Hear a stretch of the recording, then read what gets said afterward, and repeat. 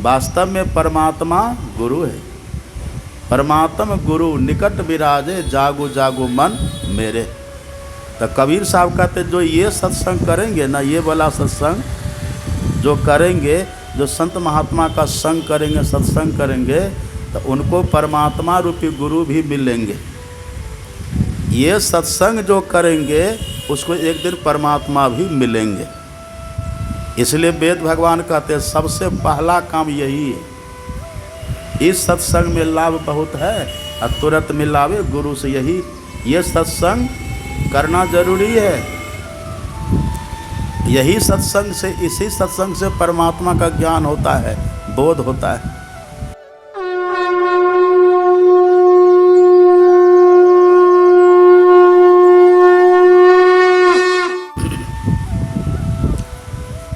हम लोग सत्संग करते हैं। हम लोगों के सत्संग में अथवा संतमत के सत्संग में संतवाणी की बड़ी महिमा है। संतवाणी अर्थात संतों की वाणी। संतों की वाणी अमृत स्वरूपिणी होती है। इसको अमृत कहते हैं। इसको बड़ी श्रद्धा से सुनना चाहिए। हमारे सद्गुरु महाराज जी पदावली में लिखते हैं, वचन अम्य दे ध्यान। अम्य कहते हैं अमृत को। वचन अम्य दे ध्यान, श्रवण करी चित्त में धरना। इस अमृत वचन को बहुत ध्यान दे करके सुनना चाहिए और सुन करके हृदय में धारण करना चाहिए। बहुत लाभ होता है। और सुन रहे थे ना हम लोग भगवान शंकर की नगरी, शिव नगरी में बैठे हुए। भगवान शंकर ने तो यहाँ तक कह दिया, जो अपने कान से संतवाणी न सुने, जो अपने कान से भगवान का चरित्र न सुने, उनका जो कान है वह सांप के बिल के समान है। पढ़िएगा रामायण में। भगवान शंकर कहते हैं, जिन हरि कथा सुनी नहीं काना। जो अपने कान से सब कुछ तो सुन लेते हैं, लेकिन संतों का ज्ञान, भगवान का चरित्र नहीं सुनते। उनका कान कैसा है? भगवान शंकर कहते हैं श्रवण रंध्र। श्रवण का अर्थ होता है, बहुत अर्थ है। एक अर्थ होता है कान, और रंध्र कहते हैं छिद्र को। कान का जो छिद्र है ना उनका, जो संतवाणी न सुने, भगवान का चरित्र न सुने, उनका कान का छिद्र जो है, शंकर भगवान कहते कैसा है? तो सांप के बिल, श्रवण रंध्र अहि, अहि कहते सांप को, सांप के बिल के समान है। मतलब क्या हुआ? सुन रहे थे, काल मुंह हारे बैठा है। और सांप को संस्कृत में व्याल कहते हैं। अहि का अर्थ भी होता है सांप, अब व्याल का अर्थ भी होता है सांप। ये व्याल, ये सांप है क्या? आप पढ़िए अपने सद्गुरु महाराज की पदावली। सद्गुरु महाराज जी पदावली में कहते हैं, अति कराल काल व्याल। अत्यंत कठिन जो काल है, ये सांप उसी का प्रतीक है। तो जो अपने कान से भगवान का चरित्र न सुने, जो अपने कान में संतवाणी न सुने, ऐसे कान वाले काल कवलित होते हैं। मरना तो सबको है, शरीर एक दिन सबका छूटेगा, अमर यहाँ कोई नहीं है। लेकिन मरने मरने में फर्क हो जाता है। कबीर साहब कहते हैं ना, आए हैं सो जाएंगे, राजा रंक फकीर, एक सिंहासन चढ़ी चले, एक बंधे जात जंजीर। यदि संतवाणी को हम सुने और संतवाणी के अनुकूल हम जीवन जिए, वैसा तदनुकूल हम आचरण किए, तो यहाँ भी सुख से रहेंगे, यहाँ से जाएंगे भी सुख से, और जहाँ जाएंगे वहाँ भी सुख से रहेंगे। और यदि संतवाणी नहीं सुने, संतों का ज्ञान नहीं सुने, नहीं समझे, वैसा आचरण अपना हम नहीं बनाए, जैसे तैसे हम जीते रहे, फिर उसी के लिए कबीर साहब कहते एक बंधे जात जंजीर, जंजीर में बंद करके जाना पड़ता है। इसलिए संतवाणी को सुन करके समझ करके उसको आचरण में हमें उतारना है। आप पढ़ते हैं ना रामायण में, तुलसीदास जी लिखते हैं सुनी, पहले सुनिए, सुनी समझहि अजन मुदित मन, मज्जहि अति अनुराग। परिणाम क्या होगा?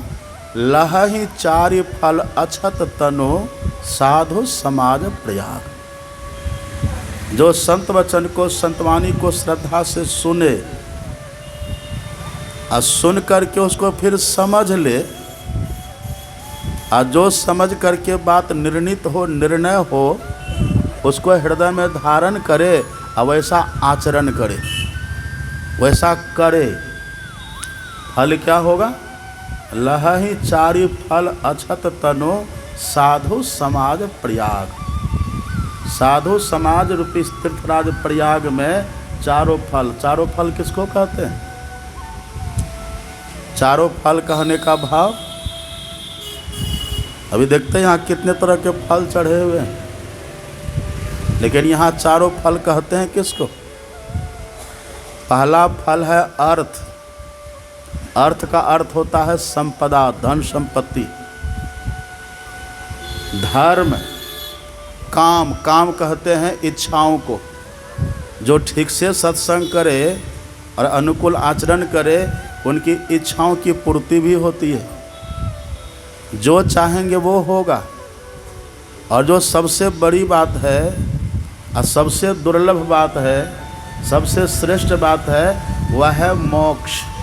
मोक्ष का अर्थ होता है, मोक्ष कहते हैं अपना दर्शन हो, ईश्वर का दर्शन हो, यही मोक्ष है। ये सत्संग का फल यह भी है। तो जो प्रेम से सुने, समझे, वैसा करे। अभी सुन रहे थे आप संत कबीर साहब की वाणी, बहुत ध्यान से सुनिए, शांति से बैठिए, बहुत एकाग्रचित्त होकर के सुनिए। आप सुन रहे थे ना संत कबीर साहब की वाणी। कबीर साहब कितना अच्छा कह रहे थे, मैं तो आन परी चोरन के नगर, सत्संग बिना जिय तरसे। कबीर साहब कहते हैं मैं चोरों के नगर में आ गया और सत्संग के लिए जिय तरस रहा है। जिय किसको कहते हैं?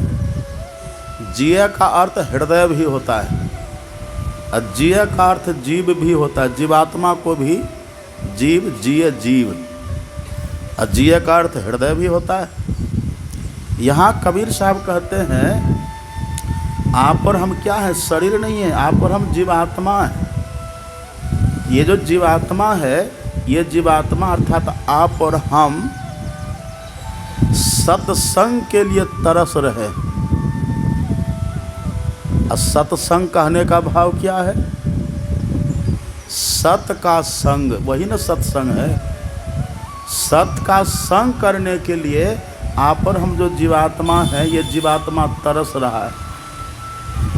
ये जीवात्मा चाहता है कि हमें सत का संग हो, अर्थात आप और हम सब की जो भीतरी इच्छा है ना, जो हार्दिक इच्छा है, जो आंतरिक इच्छा हमारी है, जो दिली इच्छा हमारी है, वो एक ही है, हमें ईश्वर का दर्शन हो जाए, हमें ईश्वर मिले, बस यही हार्दिक इच्छा है। जो भी कुछ चाहना हमारे भीतर होती है ना, इच्छाएं जो हमारे भीतर होती है, धन मिले, पद मिले, प्रतिष्ठा मिले, पुत्र मिले, परिवार मिले, मकान दुकान, ये सब जो हमारे भीतर जो चाहनाएं होती है ना, यदि आप खूब बढ़िया से गंभीरता से विचारिएगा, बुद्धि विवेक से चिंतन करिएगा न, एकांत में बैठ कर के आपको लगेगा कि वास्तव में इन वस्तुओं के माध्यम से हमारी चाहना ईश्वर की है। यदि केवल मकान की चाहना होती न तो मकान पाकर के हम तृप्त हो गए होते। जिनके पास मकान नहीं है उनको लगता है कि मकान होता तो हम सुखी होते, और जिनके पास मकान है उसको जाकर के पूछिए, वो भी भीतर से अतृप्त हैं, वो भी भीतर से अशांत हैं, क्योंकि चाहना और है। हमारी चाहना है क्या? हमारी चाहना बस एक ही है, इस जीवात्मा की चाहना, आत्मा की चाहना एक ही है, हमें ईश्वर मिले, परमात्मा मिले। इसके लिए हम तरसते हैं। लेकिन ईश्वर परमात्मा से मिलाएगा कौन? ईश्वर सब कैसे मिलेंगे? इस जीवात्मा को परमात्मा का दर्शन कैसे होगा? सुने इसी भजन में आगे। पहले तो कबीर साहब कह दिए, मैं तो आन परी चोरन के नगर, सत्संग बिना जिए तरसे। पहले तो ये बात कह दिए, और आगे उन्होंने क्या कहा? आगे कहा, इस सत्संग में लाभ बहुत है। इस सत्संग कहने का मतलब क्या हुआ? अभी जो हम लोग सत्संग कर रहे हैं, अथवा इस संसार में जो हम लोग सत्संग पाते हैं, संत महात्मा आते हैं, सत्संग करते हैं, हम संत महात्मा के पास जाते हैं, सत्संग करते हैं, इस कहते हैं नज़दीक को। इस मतलब नज़दीक की चीज़। ये जो सत्संग अभी हम लोगों को मिला हुआ है, कबीर साहब कहते हैं इस सत्संग में लाभ बहुत है। बहुत लाभ है इस सत्संग में। क्या लाभ है? तो तुरंत मिलावे गुरु से। गुरु किसको कहते हैं? गुरु का मतलब, गुरु नाम है ज्ञान का, शिष्य सीख ले सोए। गुरु अर्थात ज्ञान। इस सत्संग में यदि कोई आवे ना, उनको ईश्वर का ज्ञान होता है। यही सबसे बड़ा लाभ है। अब वेद भगवान का वचन सुने ना। अभी वेद भगवान कह रहे थे, यदि जगत प्रसव करता ईश्वर को पाना चाहते हैं, उनका तत्व ज्ञान करना चाहते हैं ना, तो वेद भगवान कहते सबसे पहला काम करिए बुद्धि योग।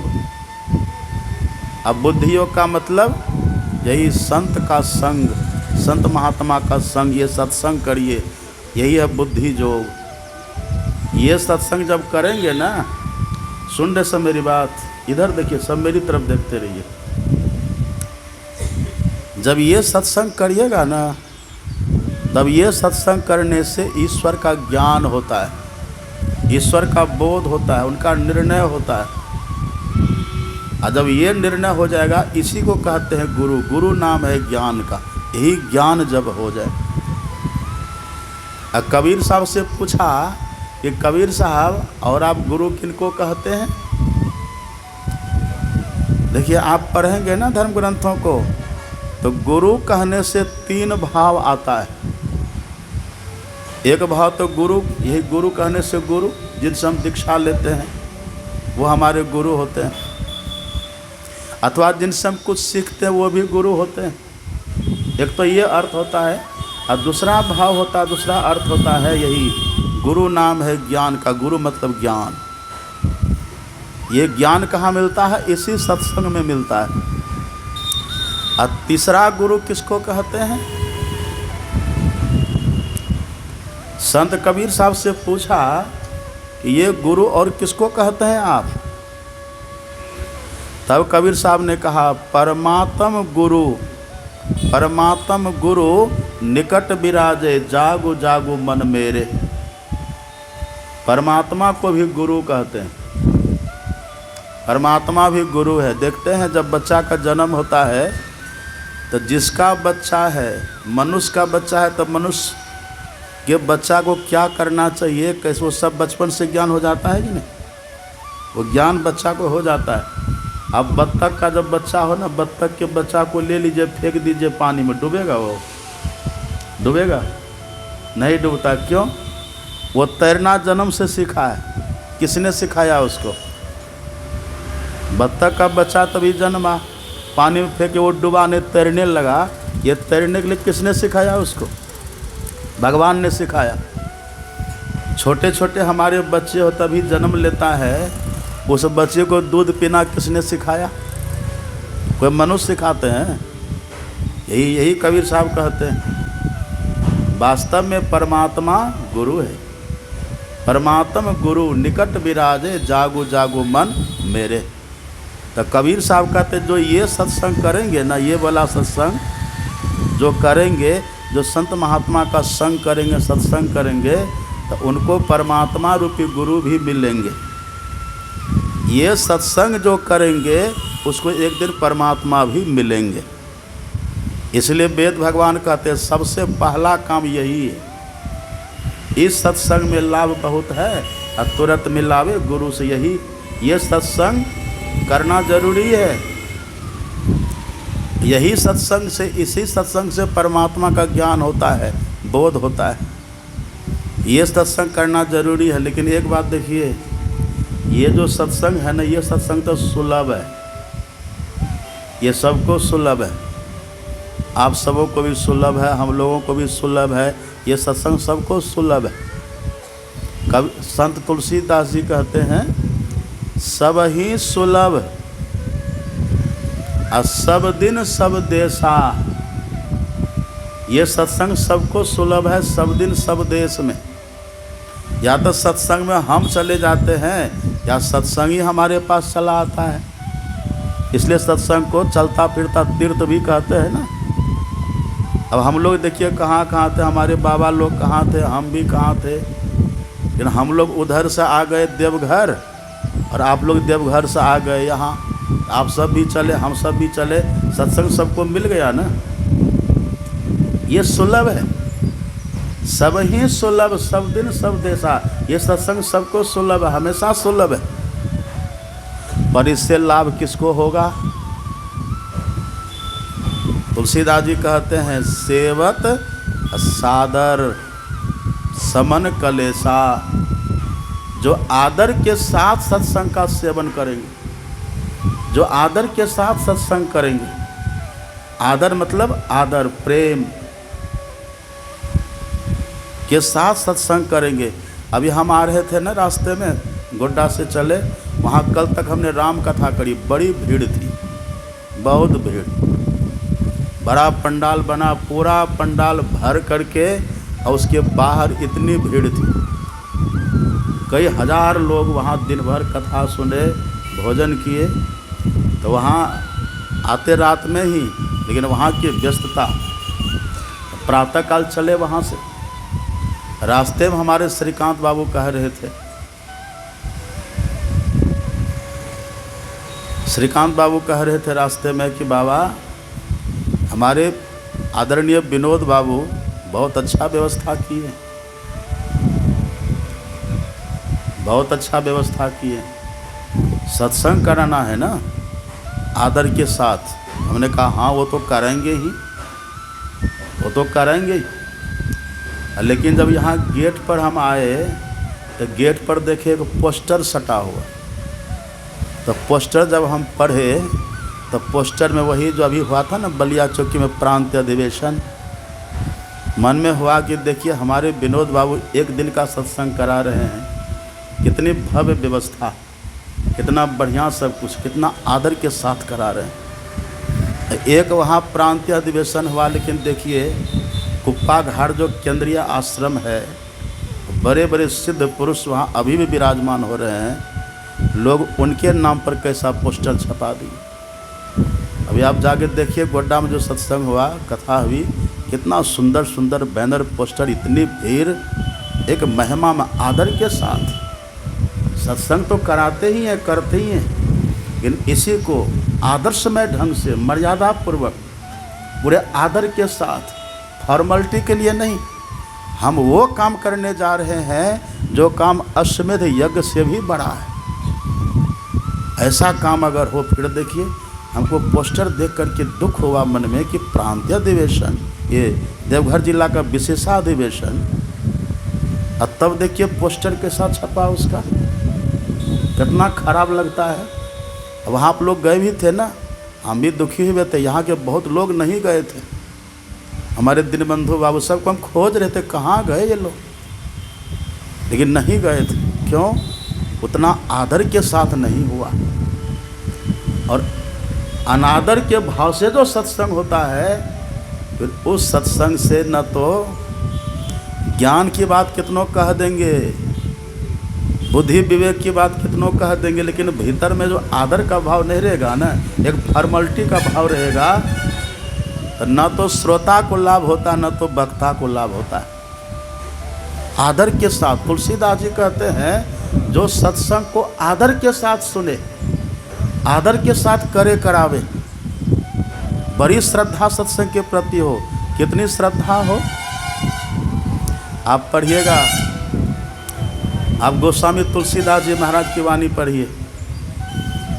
गोस्वामी तुलसीदास जी कहते, देहि सत्संग निज अंग, श्री रंग भव भंग कारण शरण शोकहारी। ये सत्संग कैसा है? ये भगवान का निज अंग है। क्या है ये भगवान का निज अंग है। अब कहिए, भगवान का निज, हम लोग कहीं जाते हैं ना, हम लोग कहीं जाते हैं सत्संग में, जाते रहते तो लोग कितनी श्रद्धा से आदर के साथ लाते, कितना तो कई जगह फूल बिछा देते, कई जगह जालिम क्या बोलते हैं वो बिछावन लगा देते कि बाबा को कष्ट ना हो।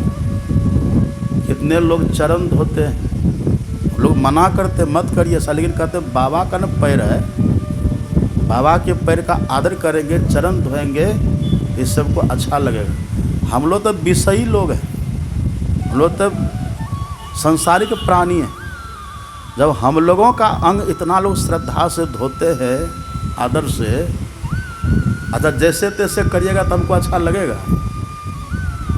आप पैर में ठोकर मार के उधर कर दीजिए, इधर हिला दीजिए, उधर, अच्छा लगेगा? नहीं अच्छा लगेगा। जब हम लोगों का इतना आदर करते हैं लोग साधारण लोग हैं, तो समझिए जो भगवान का अंग है सत्संग, इनका कितना आदर करना चाहिए। भगवान का अंग सत्संग कितने भाव से करना चाहिए, कैसी व्यवस्था। अब गुरु महाराज के दरबार में कोई कमी होती है, भीतर जो भाव नहीं रहता है ना, भीतर जो भावना नहीं रहती, श्रद्धा नहीं रहती है, इसीलिए कुछ नहीं होता। अभी जो गोड्डा में कार्यक्रम हुआ ना, आपको विश्वास नहीं होगा, कार्यक्रम जिस समय तय हुआ था 1 पैसा बैलेंस नहीं था, लेकिन शुरू हो गया। अब शुरू हो गया तो सब कुछ बढ़िया से खर्च हो करके 1.5 लाख का बचत हो गया। अब सोचिए आप, नुकसान होता है। भीतर में अगर भाव ठीक ठाक रहे सत्संग से, तो तुलसीदास जी कहते सेवत सादर समन कलेसा, हर तरह से व्यवस्थित करिए। भगवान का अंग है ये, गुरु महाराज का अंग है। बहुत श्रद्धा, बहुत भावना होनी चाहिए। जब भी सत्संग की बात मनवावे, करने कराने की एकदम ऊंची भावना रखनी चाहिए। हम ऐसा करेंगे, वैसा करेंगे, चाहे महात्मा कोई भी हो। सत्संग सब गुरु महाराज का है। राम भगवान जा रहे थे ना लंका, समुद्र पर पुल बनाना था। तब पुल कैसे बने? समुद्र देवता ने ही कहा था कि आपके जो मंडली में नल नील है ना, बंदर नल नील था, का नल नील जो है बड़ा चमत्कारिक है, उनके हाथ में बड़ा गुण है। आप नल नील के हाथ से पत्थर रखवाइए, समुद्र के जल पर डूबेगा नहीं, पुल बन जाएगा। कहा ठीक है। एक बात तो ये, दूसरी बात, समुद्र ने कहा था कि भगवान आपके नाम में बड़ा ताकत है। कहते ना, नाम लेत भव सिंधु सुखाए, आपके नाम में बड़ा ताकत है। तो जितने बंदर भालू सब था ना, वो सब पत्थर लाता था, पहले हनुमान जी के हाथ में देते थे। हनुमान जी क्या करे, पत्थर को ले करके अब पत्थर पर लिखते थे जय श्री राम, और तब हनुमान जी दे नल नील को। तो नल नील भी पत्थर को ले बड़े श्रद्धा से लेकर के पानी के ऊपर रखे, तो तैर जाता था। और वहीं पर राम भगवान कुछ दूर पर बैठे बैठे सब तमाशा देख रहे थे। भगवान भी तो कौतुकी है ना। भगवान के मन में होता है कि जब मेरा नाम लिख करके देने से पत्थर ये पानी पर तैरता है, तो जब मैं अपने हाथ से पत्थर को रखूंगा पानी पर तब कैसा होगा, तब क्या होगा। मेरा नाम से तो तैरता है, और जब खुद मैं ही रखूंगा तब क्या होगा। ऐसे देखिए भगवान तो अंतर्जामी है, फिर भी भगवान कुछ शिक्षा देना चाहते हैं, तो शिक्षा भगवान कह करके भी देते हैं और अपना चरित्र दिखा करके भी सिखाते हैं। फिर भगवान के मन में होता है कि हाँ एक बार रख करके देखना चाहिए कि जब मैं मेरे हाथ से पत्थर को रखूँगा पानी के ऊपर तो क्या होगा। लेकिन फिर मन में ये होता है यहाँ तो मेरा नाम लिख करके देता पत्थर पर, तो पत्थर पानी पर तैरता है, मेरा जय जयकार हो रहा है, और यदि अपने हाथ से हम पत्थर रखे वो डूब गया तब तो बदनामी हो जाएगी ना। तो भगवान ने कहा ये प्रैक्टिकल तो हम करेंगे, ये प्रयोग हम करेंगे, पर ऐसी जगह पर जा कर के प्रयोग करेंगे जहाँ कोई हमें देखे नहीं। चुपके से कर लेंगे, देखते हैं क्या होता है। तब भगवान धीरे से बिना किसी को बताए धीरे से वहाँ से उठे, आगे बढ़े। आगे जैसे बढ़े तो हनुमान जी ने देखा है मेरे प्रभु मुझे बिना बताए जा रहे हैं। तो हनुमान जी ने देखा कि भगवान ने कुछ कहा नहीं, और किनारे में पेड़ पौधा लता बिटप बहुत था उधर। आगे चलो नहीं कहा तो, लेकिन हमको जाना तो है, सेवा में रहना तो है। सेवक को स्वामी की सेवा में वैसे रहना चाहिए जैसे शरीर के साथ छाया रहती। तो जैसे भगवान चले तो पीछे पीछे हनुमान जी भी लुके छिपते पेड़ की ओट में वो भी चले। अब भगवान को लगा कि हम अकेले जा रहे हैं, हनुमान जी छुपते हुए चले जा रहे हैं। चलते चलते जब थोड़ी दूर उधर गए, भगवान ने देख लिया कोई नहीं है, हनुमान जी पेड़ की ओट में छुप गए। अब भगवान क्या किए, धीरे से समुद्र के पानी में उतरे, घुटना भर पानी में गए, एक पत्थर लिए। अब पत्थर हाथ में ले लिए, इधर उधर झांक करके देखे कोई देख तो नहीं रहा, तो कोई नहीं दिखा। बस पत्थर जैसे रखे पानी पर, तब पत्थर भरा पानी पर रहे, वो गड़गड़ा करके डूब गया। और जैसे पत्थर डूबा तो चौंके, अरे तो डूब गया। इतने में उधर हनुमान जी कहते जय श्री राम। अब जैसे कहा जय श्री राम, अरे हनुमान तुम यहाँ? हाँ प्रभु, जहाँ आप वहाँ हम। कुछ देखा? सब कुछ देखे। कहा देखो किसी को कहना मत। कहा हम तो जरूर कहेंगे। अरे तू मेरी बदनामी चाहता है क्या? नहीं प्रभु, भला मैं आपकी बदनामी, ये कैसे संभव है? तो वहाँ तुम मेरा नाम लिख करके देता था नल नील के हाथ में, वो पत्थर देखो तैर रहा था। यहाँ मैंने मेरे हाथ से स्वयं रखा, डूब गया।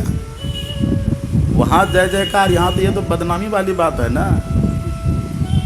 और आप जानते ना हनुमान जी के लिए बुद्धिमताम वरिष्ठम, ज्ञानी नाम अग्रगण्यम, एक ज्ञानियों में अगवा है, अब बुद्धिमताम वरिष्ठम है। हनुमान जी ने कहा कि प्रभु ये पत्थर छोटा आपके हाथ से पानी में डूब गया, कौन बड़ी बात है? यदि आपके हाथ से ब्रह्मा भी छूटे ना, किस पाताल को किस रसातल को जाएगा, कोई अता पता नहीं रहेगा।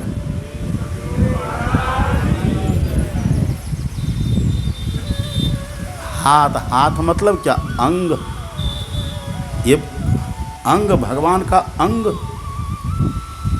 तुलसीदास जी कहते हैं राम तो जब थे तब थे त्रेता में, अभी भी भगवान का अंग। ये सत्संग भगवान का ही अंग है। हनुमान जी कम बड़े सत्संगी हैं। हनुमान जी के लिए लिखा है ना, पढ़ते ना हनुमान चालीसा में, राम कथा सुनबे को रसिया, राम लखन सीता मन बसिया।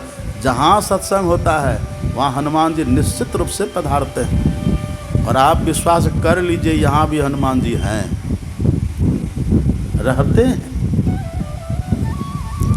हनुमान जी। तो जहाँ सत्संग हो वहाँ हनुमान जी साधारण है। वो हनुमान जी ने कहा कि अगर ब्रह्मा भी छूटे, अब ब्रह्मा कहने का मतलब क्या, जो संपूर्ण संसार का सर्जन करते हैं, जो संपूर्ण सृष्टि को बनाते हैं, कहने का मतलब हनुमान जी का था कि यदि ब्रह्मा भी सत्संग नहीं करेंगे ना, तो वो भी रसातल में जाएंगे, मतलब वो भी 84 के चक्कर में जाएंगे। अब पढ़िए न रामायण, जब महर्षि वाल्मीकि के यहाँ गए थे ना राम भगवान, महर्षि वाल्मीकि के सामने खड़े हैं भगवान। अब महर्षि वाल्मीकि ने कहा था, जग पेखन तुम देख निहारे, विधि हरि शंभु नचाव निहारे, अत्यव न जाने मरम तुम्हारा, और तुम ही को जाननी हारा। हे प्रभु, आपको तो ब्रह्मा विष्णु महेश भी नहीं जानता, और कौन जानेगा। यहाँ वेद भगवान क्या कहते हैं, यदि ईश्वर को जानना चाहते, परमात्मा को जानना चाहते हैं, तो पहले सत्संग करिए। कबीर साहब कहते परमात्मा के दर्शन के लिए जी हमारा तरस रहा है, ये पहले सत्संग करिए। हनुमान जी कहते हैं आम लोगों की बात तो छोड़िए, आम लोगों की बात छोड़िए, सुनिए इधर ध्यान से, आम लोगों की बात तो छोड़िए। यदि ब्रह्मा जी भी सत्संग न करे ना, उनका भी भला नहीं है। ये मामूली बात है। सत्संग के देखिए कितनी महिमा, इसलिए सत्संग का आदर कितना होना चाहिए। हमारे गुरु महाराज जी क्या कहते थे, हमारे गुरु महाराज जी कहते थे, अभी देखिए यहाँ से हम लोग बैठे हुए हैं ना, यहाँ बैठे हुए हैं, आप मकान के बिना रह लीजिएगा। अब बहुत लोग मकान के बिना रहते हैं, गरीब जो है वो मकान के बिना रह लेते हैं।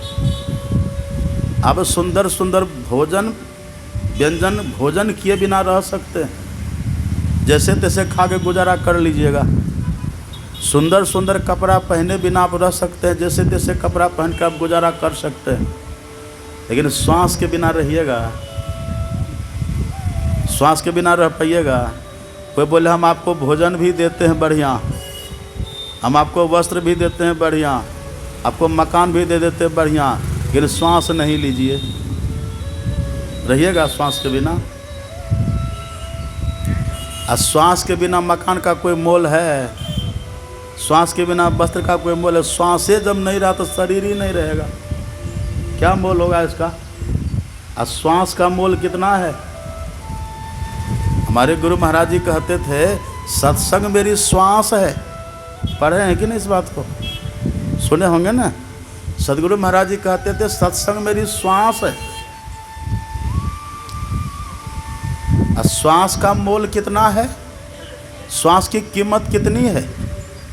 कबीर साहब ने इसका खुलासा किया। संत कबीर साहब कहते हैं, कहता हूँ कहीं जात हूँ कहूँ बजाए ढोल, श्वासा खाली जात है 3 लोक के मोल।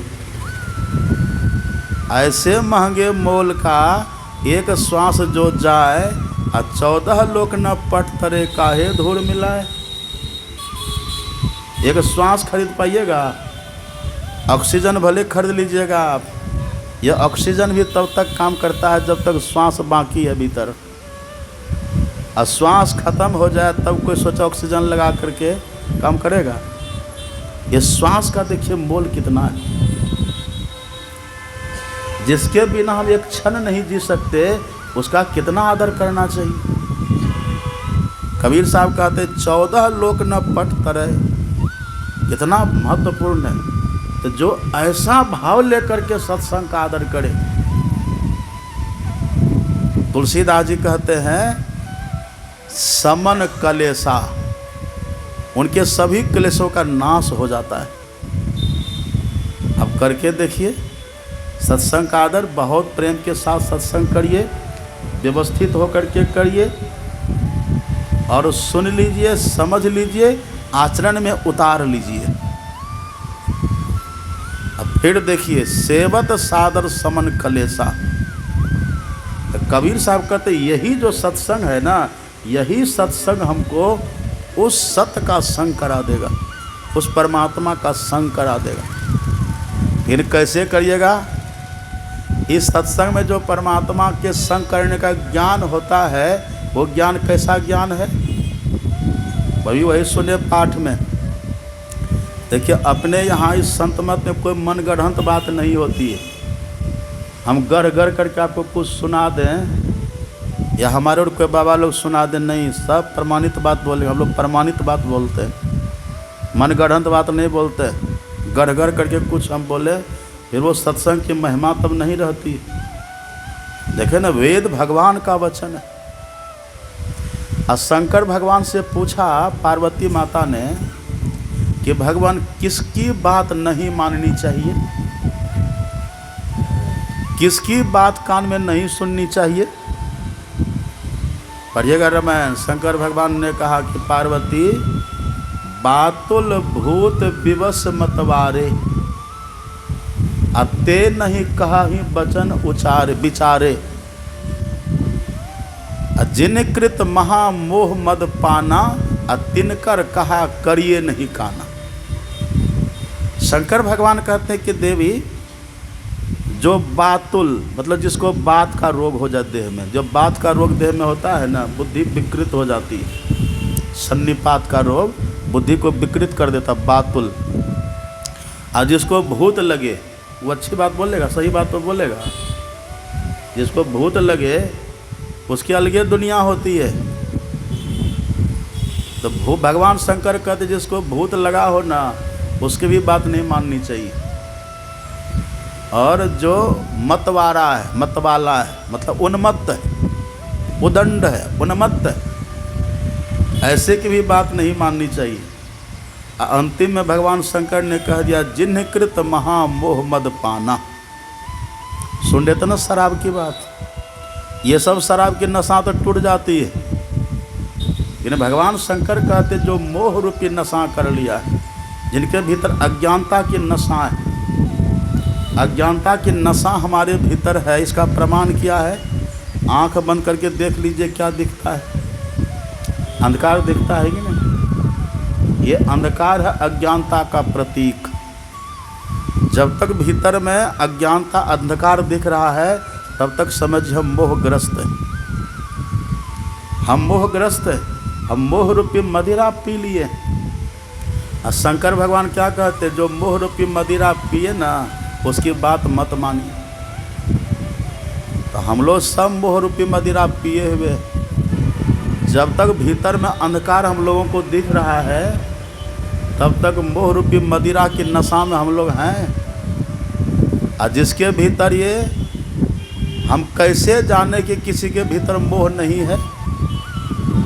हम कैसे समझें कि मोह रूपी मदिरा का नशा किसके भीतर नहीं? कैसे समझिएगा? आप पढ़िए, उपनिषद को पढ़िए। मृता मोहमयी माता, जातो बोधमय सुतः। जिसके भीतर मोह रूपी माता मर गई। मोह को माता क्यों कहते? मोह को माँ कहा गया, क्यों कहा गया? तुलसीदास जी कहते हैं, जैसे माँ से सुत का जन्म होता है, सुत मतलब पुत्र, संतान। जैसे माँ से सुत का जन्म होता है, ऐसे मोह से सूल का जन्म होता है। पढ़िए न रामायण में, मोह सकल व्याधिन कर मूला, तिनते पुण्य उपजहि बहु सूला, है ना? तिनते पुण्य उपजहि बहु सूला। तो ये सूल उत्पन्न होता है, इसलिए मोह को माँ कहते हैं। हम कैसे समझे कि हमारे भीतर मोह नहीं है या किसी के भीतर मोह नहीं है? तो ऋषि कहते हैं, आप पढ़िएगा, ऋषि कहते हैं, हृदयाकाशे चिदादित्य सदा भासति भासति। जिनके हृदय रूपी आकाश में चैतन्य सूर्य उग जाए और वो कभी अस्त ले ही नहीं, वो कभी डूबे ही नहीं, जो सदैव उगा रहे, अंधकार उसके भीतर हो ही नहीं, सदैव प्रकाश रहे, ऐसी स्थिति जब किसी की हो जाती है ना, तो समझिए उसके भीतर से मोह रूपी नशा उतर गई। अब उनकी बात जो मानिएगा, उन्हीं की बात अमृत के समान होती है, उन्हीं का ज्ञान अमृत के समान होता है। नहीं तो भगवान शंकर कहते हैं जिनकृत महामोह बद पाना, तिनकर कहा करिए नहीं काना। उसकी बात मत मानिए। इसलिए अपने यहाँ सत्संग में हमारे गुरु महाराज जी ने एक सिद्धांत बना दिया, अपनी बात कोई मत कहिए, जो संत का ज्ञान है उसी का पाठ करिए, उसी को कहिए, उसी की बात सुनाइए, उसी की व्याख्या करिए। क्योंकि वो ज्ञान जो है ना, वो मोह से रहित वाला ज्ञान है, उस ज्ञान की महिमा है। जिनके भीतर मोह नहीं है, इसीलिए यहाँ हम लोग जो पाठ सुने ना, भी देखे वेद भगवान। अब भगवान है तो भगवान के भीतर मोह होता है। अपने यहाँ वेद को भगवान कहते हैं, भगवान वेद भगवान कहते। क्या कहा आपने सुना वेद भगवान ने? वेद भगवान कहते यदि उस ईश्वर का दर्शन करना चाहते जिसके लिए हम तरसते हैं ना, तो पहला काम तो बुद्धि योग करिए, मतलब सत्संग करिए। केवल सत्संग करने से भगवान मिल जाएंगे? वो केवल घूम घूम के सत्संग करते रहे तो भगवान मिलेंगे? वेद भगवान ने कहा सत्संग के बाद और 3 काम करना पड़ेगा। केवल सत्संग करते रहिए, 3 काम नहीं करिएगा, चाहे हम रहें कि आप रहें कि कोई रहे, भगवान नहीं मिलेंगे। ये बात कौन बोल रहे हैं? वेद भगवान। सुन रहे तो पाठ में। अब 3 काम कौन सब है? पहला काम है मानस योग, और दूसरा काम है अग्नि की ज्योतियों का योग, और तीसरा काम है नाद योग। एकदम आप पढ़ लीजिएगा फिर से, सत्संग योग में हमारे सदगुरु महाराज जी ने ये वेद मंत्र दिया है, पढ़िएगा। ये काम यदि नहीं करेंगे तो भगवान नहीं मिलेंगे। हम कहते क्या है? सत्संग बिनु जिए तरसे, तरसते रह जाएंगे। तो जो सबसे पहली बात अपनी बुद्धि में अटा लिया है कि हमको ईश्वर का ही दर्शन करना है, वही ये तीनों काम करेगा। और जिसको है कि तो बाबा सब ऐसे कहते फिरते, बाबा लोग ऐसे कहते, हम लोग का तो काम है दुकानदारी करो, खाओ पियो, यावत जीवेत सुखम जीवेत ऋणम कृता घृतम पिबेत भस्मीभूत शरीर से पुनरागमन को तो भवेत। ऐसा जिसका भाव है ना, तो फिर 84 का चक्कर लगाने के लिए हम लोग को तैयार रहना चाहिए। लक्ष्य हमारा ईश्वर होना चाहिए, ईश्वर का दर्शन हमारा लक्ष्य होना चाहिए, हमारा गंतव्य वो होना चाहिए। अब वो यदि लक्ष्य बना लिए हैं तो वेद भगवान ये तीनों काम कहते न करने के लिए, अवश्य करेंगे हम। और जिनका लक्ष्य वो नहीं है, वो कहते पुण्य करो न जरा, दान कर दिए, पूजा कर लिए, तीर्थ में चले गए, धाम में चले गए, हवन कर लिए, यज्ञ कर लिए, गरीबों की रक्षा कर दिए, बीमार को औषधि दे दिए, नंगा को वस्त्र दे दिए, भूखे को अन्न दे दिए, ये सब करेंगे। आप वेद भगवान के ये सब बात नहीं मानेंगे, इसका परिणाम ये होगा कि स्वर्ग जाएंगे, और जैसे पुण्य खत्म फिर वहाँ से नरक जाना पड़ेगा। अब कबीर साहब तो कहते वैकुंठ की भी आशा नहीं करना। जो कबीर साहब ये कहते हैं सत्संग बिनु जिए तर से, उसी कबीर साहब को लेने के लिए वैकुंठ से आ गया। और लिखता आप पढ़िएगा कबीर साहब की वाणी। कबीर साहब लिखते हैं राम बुलावा भेजिया, राम बुलावा वहाँ से राम बुलावा भेजिया, दिया कबीरा रोए, जो सुख साधु संग में सो बैकुंठ न होए।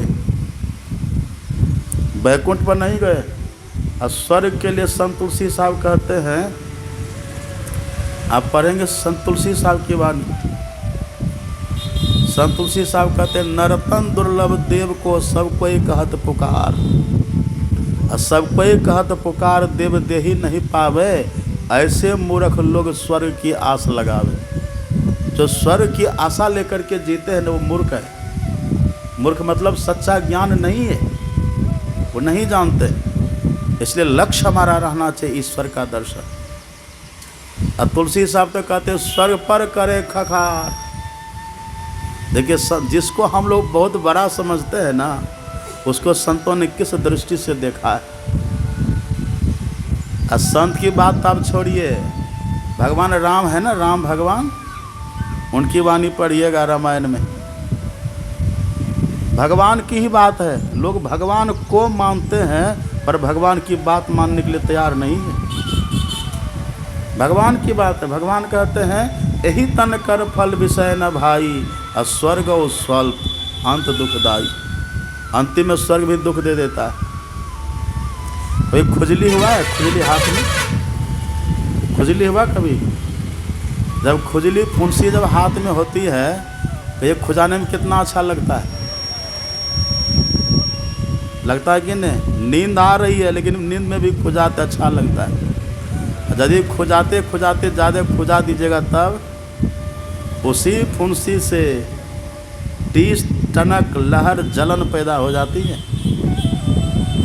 ऐसे ही जब तक पुण्य की पूंजी रहेगी न स्वर्ग में बड़ा सुख है, और जैसे पुण्य की पूंजी खत्म हुई वही स्वर्ग हमारे लिए दुखदाई हो जाता है। क्यों? वहाँ से धक्का दे करके नरक में गिरा दिए जाते हैं। पुण्य छीन सोई देव स्वर्ग से नरक में आवे। गीता को पढ़िए, कृष्ण भगवान का वचन है। भगवान श्री कृष्ण गीता में कहते छीने पुण्य मर्तलोके विसंति।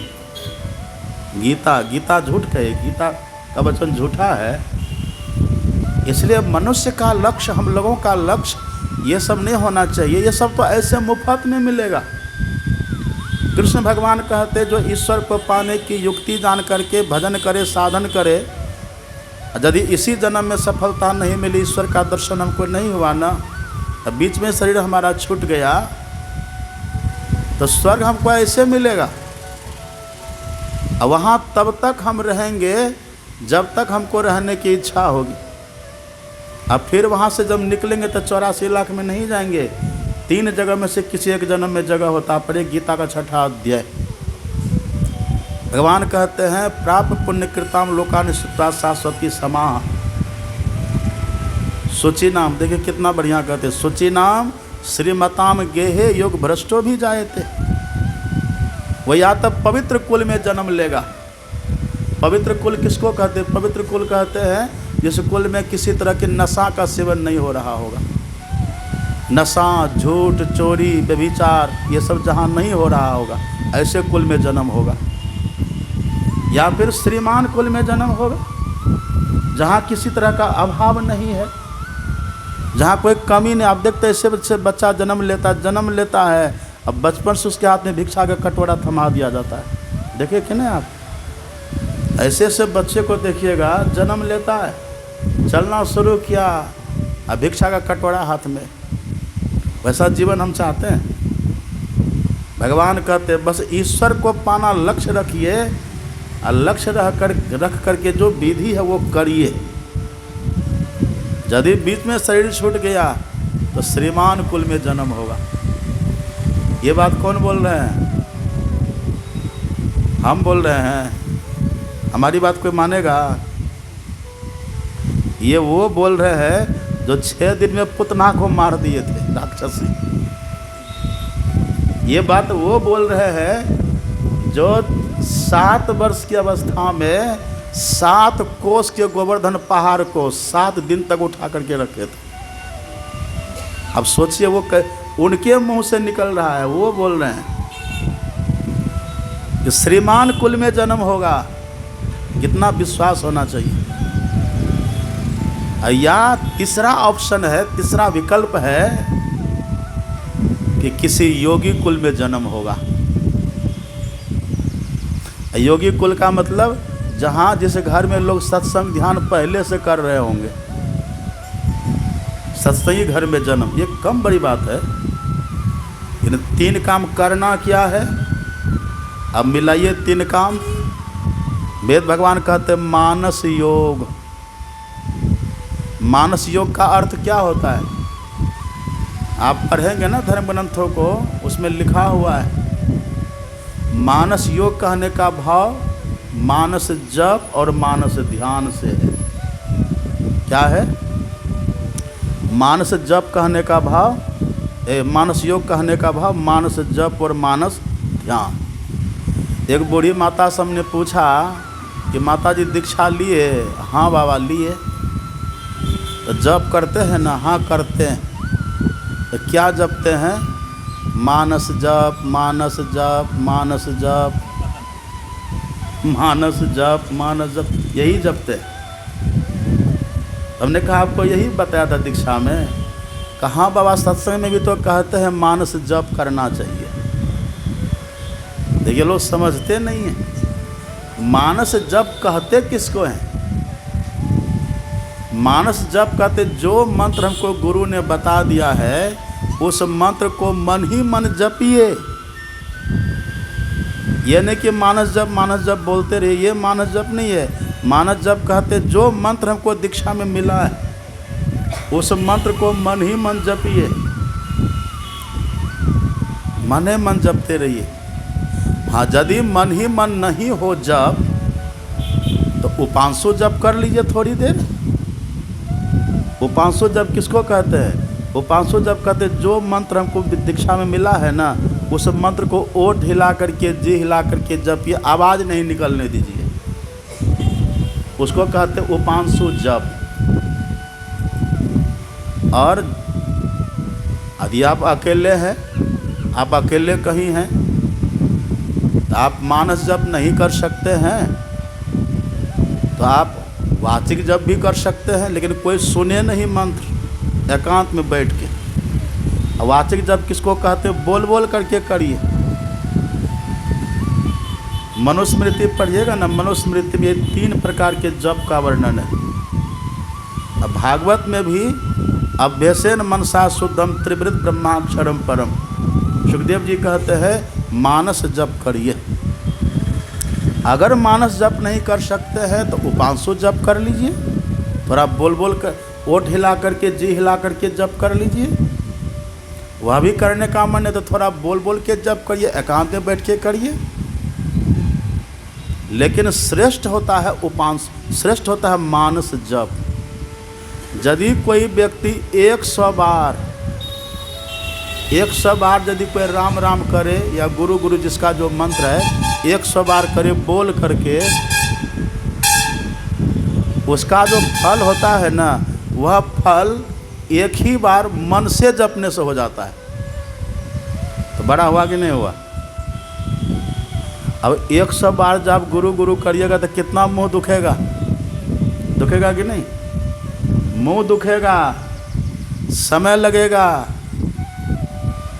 लेकिन उसी जप को आप मन से एक बार कह दीजिए, 100 गुना ज़्यादा फल है। इसलिए वेद भगवान का वचन है, इसलिए वेद भगवान कहते हैं मानस जप करिए।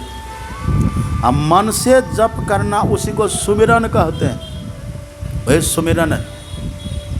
अभी सुन रहे थे ना, हमारे अभिषेक बाबा कह रहे थे, हमारे आदरणीय विनोद बाबू के लिए कह रहे थे कि भले देखने में कमज़ोर है लेकिन गुरु का बल है, कह रहे थे। तो गुरु का बल कहीं रखा है जो उठा के जेब में रख लेंगे हम? कहीं रखा है?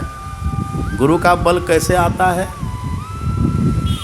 गुरु का बल आता है यही जप करने से। हमारे विनोद बाबू कह रहे थे एक बार कि बाबा उतना तो हम लोग नहीं बैठ पाते हैं, लेकिन चलते फिरते हमेशा प्रयास करते हैं कि जप करते रहें। और घर में भी रहते सीढ़ी पर जब चढ़ते उतरते हैं ना तो बस जप करते हुए मने मन, उसी का परिणाम है। ये सही बोले, उसी का परिणाम है कि देखिए कितनी श्रद्धा, कितनी निष्ठा, सत्संग के प्रति कितना आदर का भाव, भीतर से आत्मबल बढ़ेगा। ये जप की महिमा अगर मानस जप ठीक से हो। हनुमान जी का इतना नाम आप क्यों लेते, लोग क्यों लेते हैं? हनुमान जी ने क्या किया था? पढ़िए, सुमिरी पवन सुत पावन नाम सुमिरी। सुमिरन जैसे आ गया ना सुमिरन शब्द, तो समझ लीजिए मंत्र को मने मन जपना होता है, वही सुमिरन होता है। तो हनुमान जी क्या करते थे? मन ही मन हे राम मने मन जपते रहते थे। परिणाम क्या हुआ? सुमेरी पवन सुत पावन नामो, अपने बस करी राखे उड़ाम। उसी मंत्र के बस में भगवान हो गए। सुन रहे ना सब मेरी बात? भूखने नहीं लगी अभी? नहीं लगी है? एक ही दिन का सत्संग, थोड़ा मन से सुन लीजिए, कल थोड़े ना सुनिएगा। बस थोड़ी देर और हम सुनाएंगे। देखिए हनुमान जी,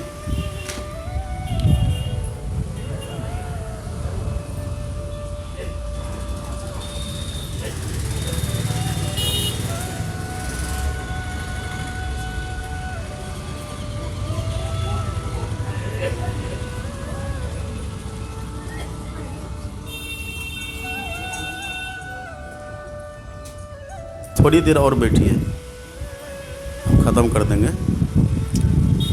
क्या कह रहे थे हम? देखिए, सुमेरी पवन सुत पावन नामो, परिणाम क्या हुआ? अपने बस करी राखे वो रामो। मंत्र के बल से हनुमान जी ने राम भगवान को बस कर लिया था। बस करने का मतलब, बस करने का मतलब जब चाहे तब दर्शन, जब जो चाहे वो इच्छा की पूर्ति। गुरु की मूर्ति हृदय बसाए, और जो इच्छा सोई फल पाए। जो हमारे इष्ट है ना, जिनका हम ध्यान करते हैं, वो अपने हृदय में पधार जाए, हमारे हृदय में आ जाए। कैसे आएंगे वो इष्ट? कैसे आते? तो बुलाने से आते हैं। तो बुलाना कहिए या आह्वान कहिए, आह्वान को ही योग की भाषा में जप कहते हैं। तो जो मंत्र को जपे, एकदम मन ही मन मंत्र को जपे, ये मानस जप हो गया। और बैठ करके गुरु महाराज का ध्यान करे, ये मानस ध्यान हो गया। ख्याल से ध्यान करे, जिनका जो इष्ट है उनका ख्याल से ध्यान करे, ये मानस ध्यान हो गया। जप में ही इतनी महिमा, जप का इतना प्रभाव है ना, आप सुखी हो जाएंगे। जप कितनी महिमा है। अगर ठीक ठीक हम मंत्र का जप करें तो इष्ट का दर्शन तो होता ही है। मंत्र जप का ये फल है कि हमारा भाग बदल जाता है। और ये रामायण में मंत्र महामणि विषय ब्याल के, मंत्र महामणि विषय ब्याल के, अब मेटत कठिन को अंक भाल के, हमारे ललाट के रेखा को मंत्र बदल देता है। दुख की रेखा को बदल करके सुख की रेखा बना देता है। मंत्र में इतना ताकत है। और जपहि नाम जन आरत भारी, यदि कोई व्यक्ति बहुत दुखी है, आर्त है, बहुत दुखी है, अगर वो भी मंत्र का जप करे तो तुलसीदास जी कहते हैं जपहि नाम जन आरत भारी, परिणाम क्या होगा?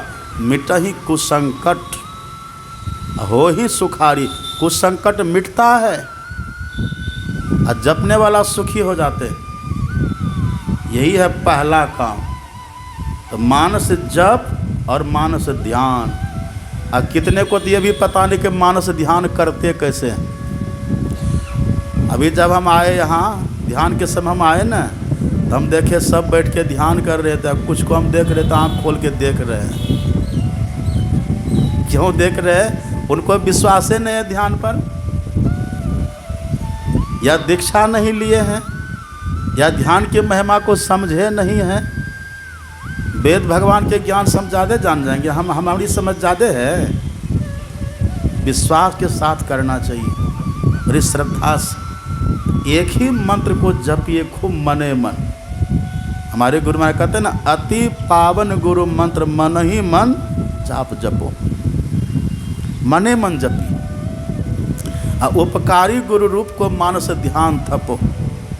गुरु महाराज का जो रूप है ना, आपको जिस तरह से दीक्षा में ध्यान करने के लिए बतलाया है, उस तरह से ध्यान करिए। मानस ध्यान की भी विधि है, उसकी महिमा है।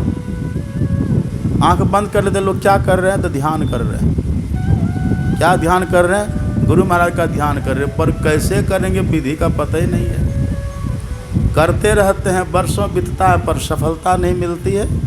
तो जो विधि जान करके खूब बढ़िया से करे उनको सफलता मिल जाती है।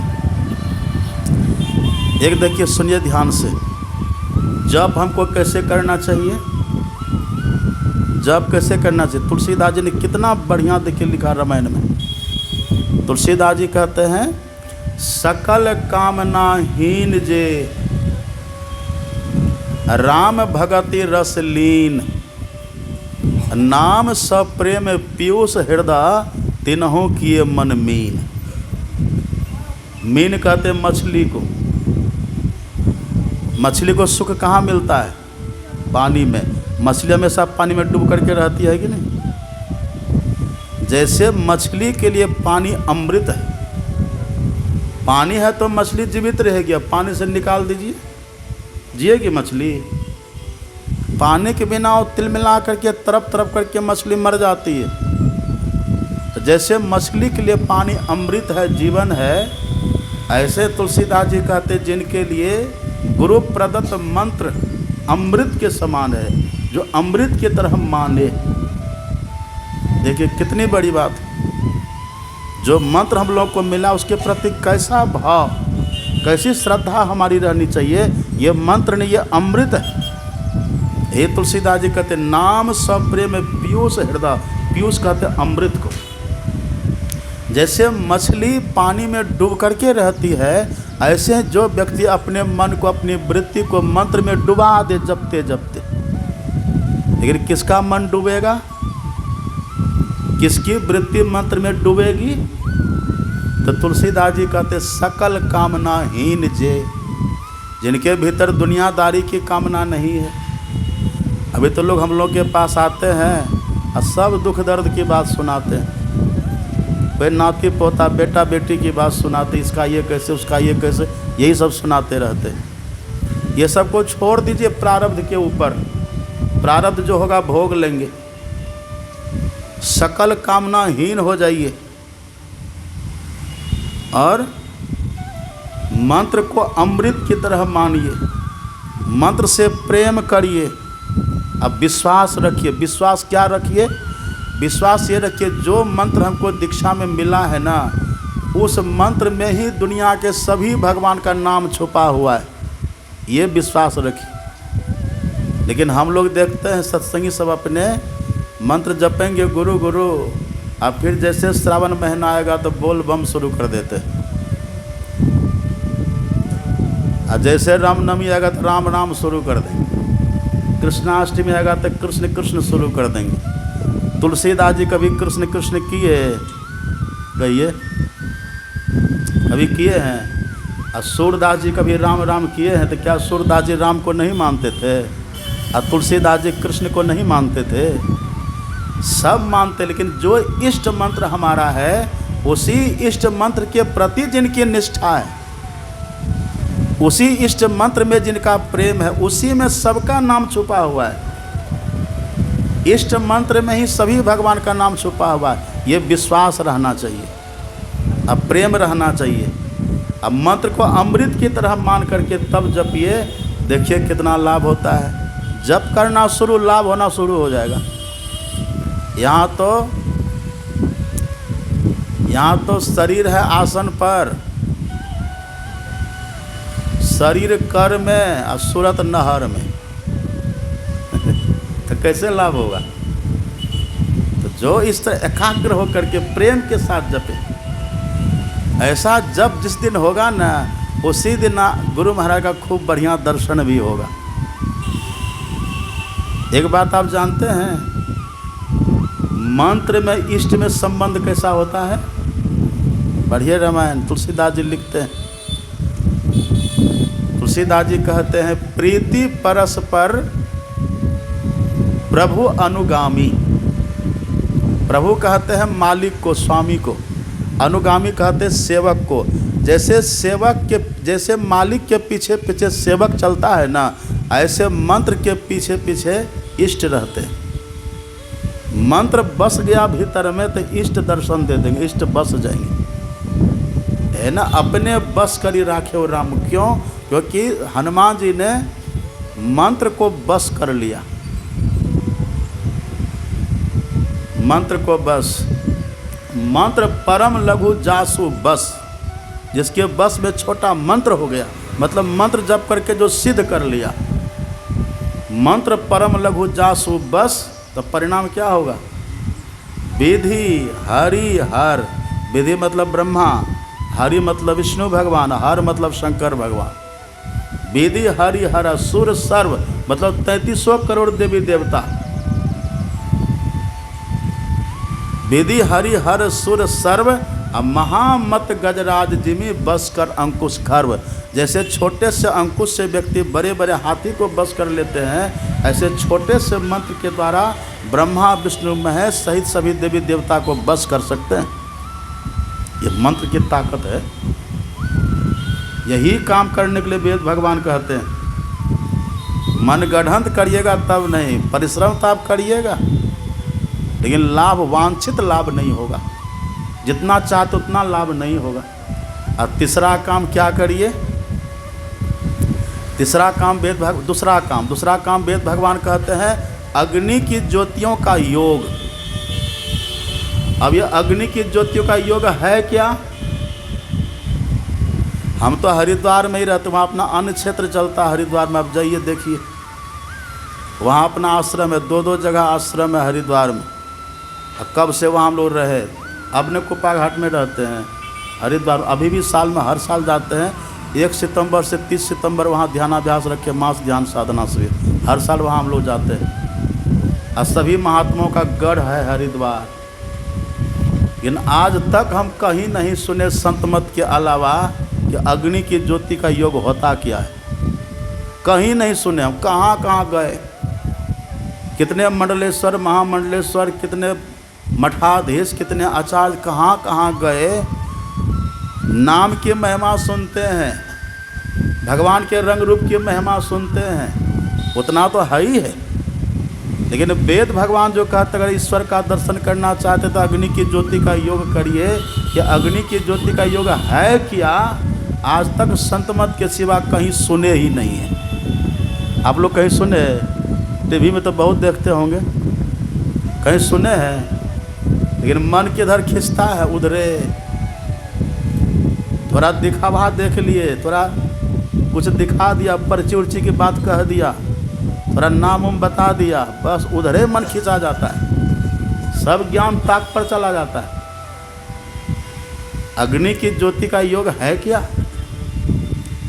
अग्नि की ज्योति का योग कहिए, या इसी को दृष्टि योग कहिए, या इसी को छठी भक्ति कहिए, या इसी को दम का साधन कहिए, या इसी को राम भक्ति चिंतामणि सुंदर कहिए, या इसी को बिंदु ध्यान कहिए, या इसी को शून्य ध्यान कहिए, सब एक ही बात है। इसका खुलासा होता है दीक्षा के समय। अग्नि की ज्योति योग अर्थात दृष्टि योग। हम लोगों का तो काम ही यही है, रात दिन। अब देखिएगा ना मेरे साथ एक बड़ा सा बैग मिलेगा आपको, उस बैग में केवल किताब ही रहती भरी हुई, यही खोजते रहते कहाँ क्या है। और गुरु महाराज का ज्ञान तो है ही। अग्नि की ज्योति योग कहने का मतलब दृष्टि योग की साधना, इसको शून्य ध्यान कहते हैं। वास्तव में यही ध्यान है।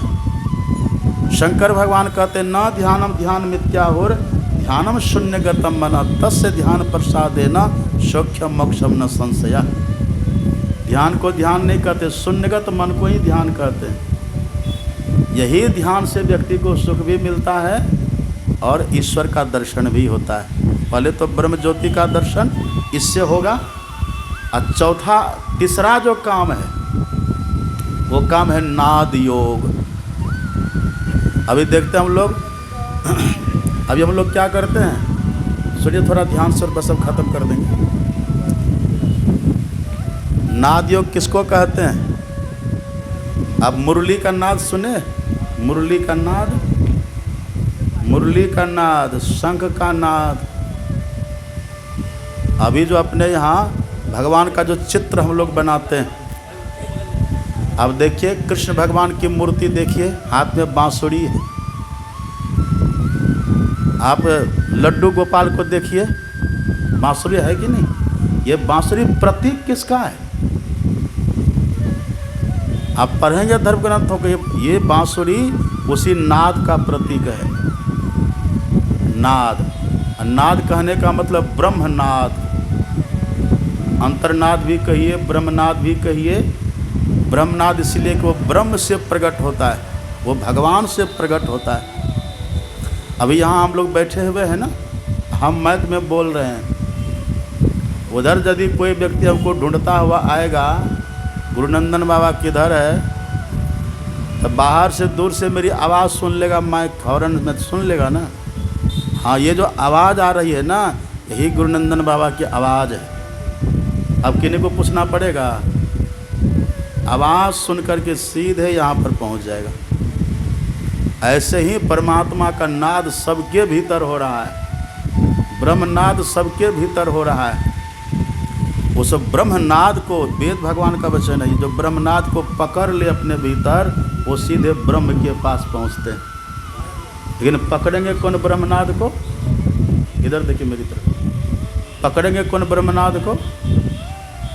ब्रह्मनाद को वो पकड़ेंगे जो ब्रह्म ज्योति को पहले देख लिया है।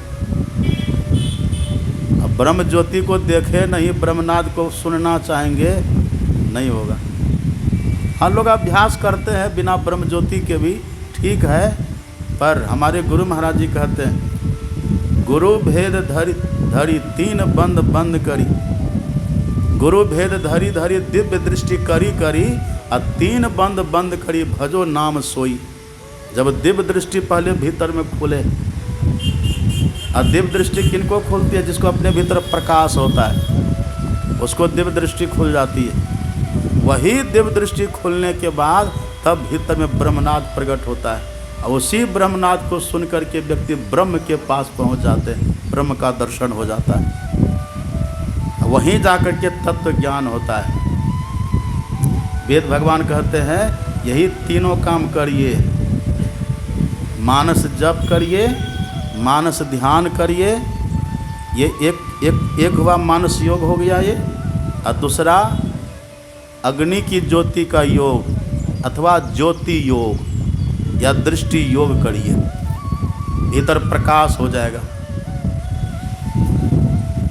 महर्षि संत श्री परमहंस जी महाराज थे ना, सुनिए ध्यान से। महर्षि संत श्री परमहंस जी महाराज कुप्पा घाट में विराजते थे। एक बार अपने आश्रम में आए थे एक बहुत बड़े महात्मा, नाम नहीं कहेंगे अभी, वो आए थे, अब पूरा भागलपुर हिल गया था, इतने उनके अनुयायी वहाँ आए थे। अपना उनका प्राइवेट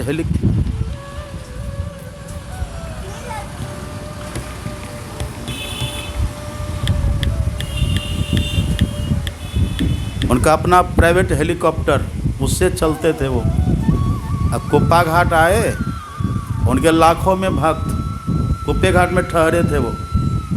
तो कहा कि हम पूज्यपाद महाराज जी से मिलेंगे। मिलने का समय तय हुआ, जाकर के मिले, बहुत तरह की बातें हुई। अब बहुत तरह की बातें करके पूज्यपाद महर्षि संत श्री परमहंस जी महाराज का तो समय निश्चित होता था, कब बात करेंगे, कब भोजन करेंगे, कब बैठेंगे, कब विश्राम करेंगे, सब समय तय होता था उनका। तो निश्चित समय से कमरा में जाने लगे। तो वो जो आए थे ना महात्मा, महापुरुष जो कहलाते थे, वो जो आए थे, तो पीछे पीछे बिना कहे वो भी कमरा में चले गए। जो कमरा में वो भी गए बिना पूछे, तो कमरा में जाकर कहते कि महाराज जी आपका कमरा तो बड़ा अच्छा है, लेकिन एक कमी है। कर्मकांडी थे, एक कमी है महाराज। क्या कमी है जी? आप अपने कमरा में एक गाय के घी का दिया जलाइए, दिया जलाइए। तब पता है पूज्यपाद ने क्या कहा था? पूज्यपाद ने कहा था महाराज साधु के कमरा में दिया नहीं जलता है, साधु के हृदय में दिया जलता है। जब तक वो दिया नहीं दिखेगा ना, कबीर साहब कहते हैं, कबीर साहब की वाणी है, घट घट दीपक बरय, लखै नहीं अंध है, लखत लखत लखी पर कटे जम फंद है। तब जम का फंदा कटता है। तो सबके भीतर दीपक जल रहा, दीपक बरत जोत, जगमग तारे होत, चांदनी पूरन चंद्र लखत जी जुरावई रेखी। अपने भीतर देखिए, युक्ति साधना की जानिए और करके अपने भीतर देखने का प्रयास करिए। देखिए जम का फंदा कटेगा, और जब तक अंधकार है तब तक एक तो अंधेरी कोठरी तामे दिया न बाती हो, अब बहियाँ पकड़ी जम ले चले कोई संग न साथी हो। महर्षि संत परमहंस जी महाराज कहते थे, जब तक है तम तब तक है जम। इसी को तुलसीदास जी लिखते हैं, जब लग नहीं निज हृदय प्रकाश, अरु विषय आस मन माही, तब लग तुलसीदास भ्रमत जग सपने हो सुख नाही। तब तक दुनिया में भटकते रहेंगे। यही वेद भगवान की बात को मान करके करना चाहिए। जो जानते हैं खूब करिए, और जो नहीं जानते हैं दीक्षा में जान करके करना शुरू कर दीजिए। पूर्ण हो जाइएगा तो दर्शन, अपूर्ण रहिएगा तो फिर से मानव तन। कितना लाभ है। यही संत मत का ज्ञान। अब एक समय का सत्संग और बचा हुआ है।